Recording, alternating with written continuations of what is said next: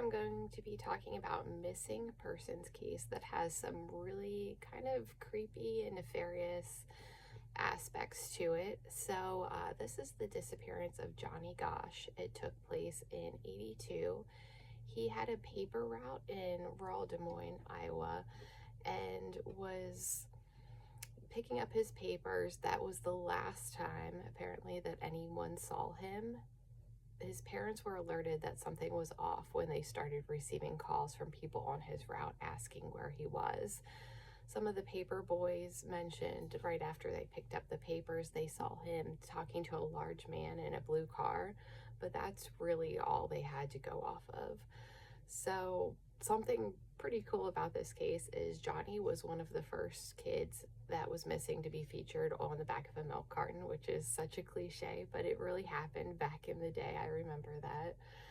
And so let's get into some of the weird aspects of this. So in 97, his mom said that Johnny came to her in the middle of the night. This man appeared. He showed his mother his birthmark to prove who he was. He said that he had been a victim of human trafficking, and for both the safety of himself and his family, he just couldn't come home or reveal himself as still being alive because it would reveal the ring and put everything in jeopardy. Another really interesting connection that both his mom and other people have brought up over the years is former White House correspondent Jeff Gannon. He's got the same initials, which is really bizarre because that is also not his name. That's like his writer name he goes by, but they all have JG. And apparently he also has the same birthmark.